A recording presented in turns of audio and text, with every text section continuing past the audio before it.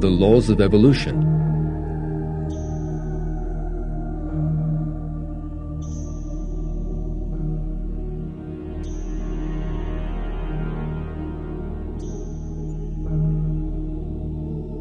He complained that hundreds of thousands of incurable lunatics, lepers, people with cancer, etc., are artificially kept alive in our modern communities without the slightest profit to themselves or to the general body.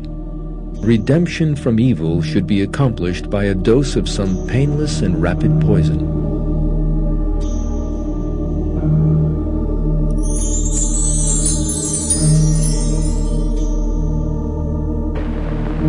Aber Deutschland wird bestehen.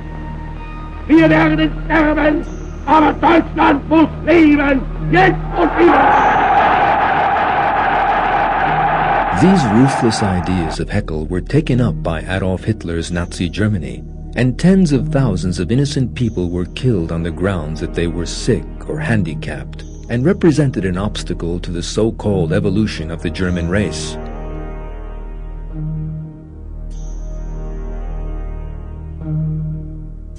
These graves belonged to people murdered by the Nazis because they allegedly represented an obstacle to evolution. A century or so after Haeckel, Professor Ali Demirsoy, a prominent Turkish evolutionist, surprisingly supports the same idea.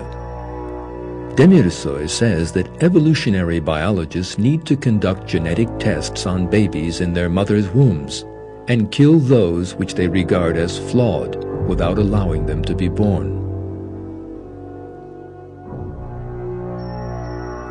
Demirsoy describes himself as a biological fascist and says,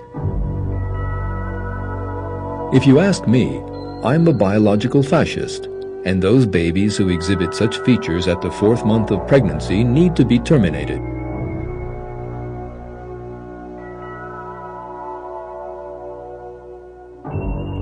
As we have seen, evolutionists cite nature in support of their inhuman ideas such as killing a handicapped baby. Yet when we look at nature and animal behavior, we see that evolutionists are mistaken, and that even animals are more compassionate and possessed of more conscience than the people who actually put forward such ideas.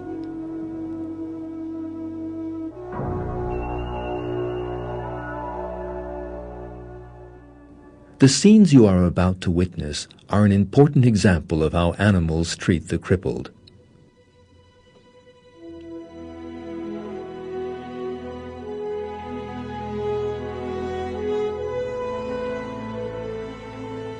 A hot day on the plains of Kenya.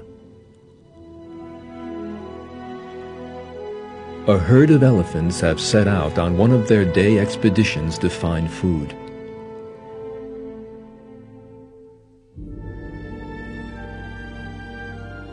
The leader of the herd is this female. It is a hot day, and this female gives birth to a calf. This lovely calf, born only a few hours earlier, never leaves its mother's side, not even for a moment. Yet there is a serious problem. The calf is finding it difficult to stand up because it has a serious problem with its front feet. These are twisted inwards, preventing the calf from standing up.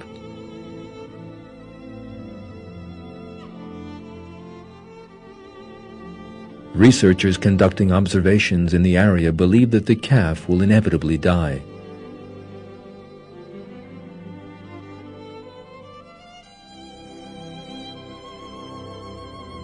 The next day, the mother elephant leaves the herd. Because her calf has health problems and she can no longer lead the herd. The herd need to carry on and look for food. But it is impossible for the calf to catch up with the herd. If the older calf wants to survive, it will have to accompany the herd. Yet it faces a grave dilemma. The mother elephant tries to use her trunk to lift the sick calf up and get it to stand. Eventually, the older calf gives up and slowly begins to walk back to the herd. Yet it is still in two minds. It stops and looks back. The mother elephant is still trying to lift her calf up and help it. Suddenly, the older calf screams and runs back to its mother and sick brother.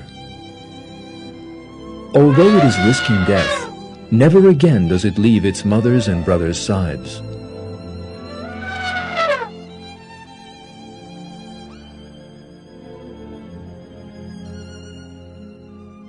The next day, the mother and older calf have still not abandoned the sick calf. The baby is in pain with every step, but it is not abandoned by its patient, devoted, and loving mother and brother. And death still looks to be inevitable. At the end of the third day, something miraculous happens. The calf's feet slowly begin to gain some elasticity. Under its mother's watchful eye, it tries to straighten up on its feet. It keeps trying, tirelessly and determinedly. Eventually, it manages to stand for a moment.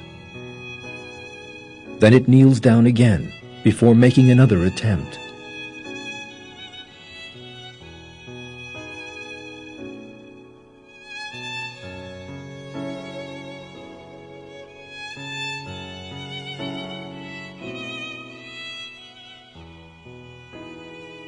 And by the end of the fourth day, it manages to stand.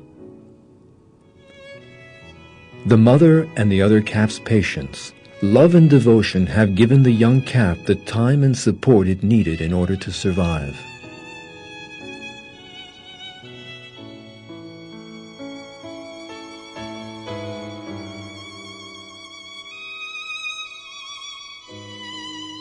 While some evolutionists regard the killing of a handicapped baby as an evolutionary obligation, animals in nature treat their sick offspring with love and self-sacrifice.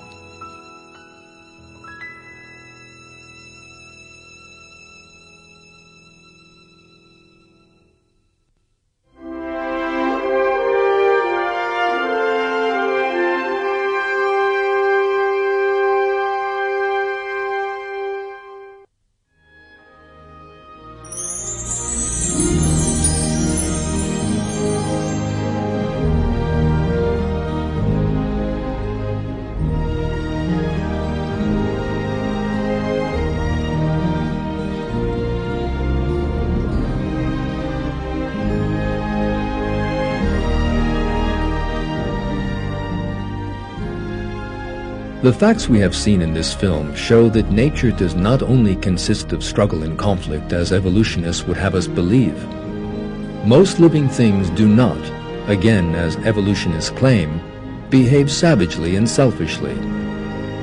On the contrary, many living things demonstrate great devotion. They put up with a great many difficulties in order to raise their young. They accept all kinds of dangers in order to protect their young, sometimes even at the cost of their own lives. That is because living things did not come into existence by chance, as Darwinists maintain. God created all these living things and inspired in them feelings of love, compassion, and self-sacrifice that can never be explained. One verse from the Quran recounts that God's knowledge and power surround all things.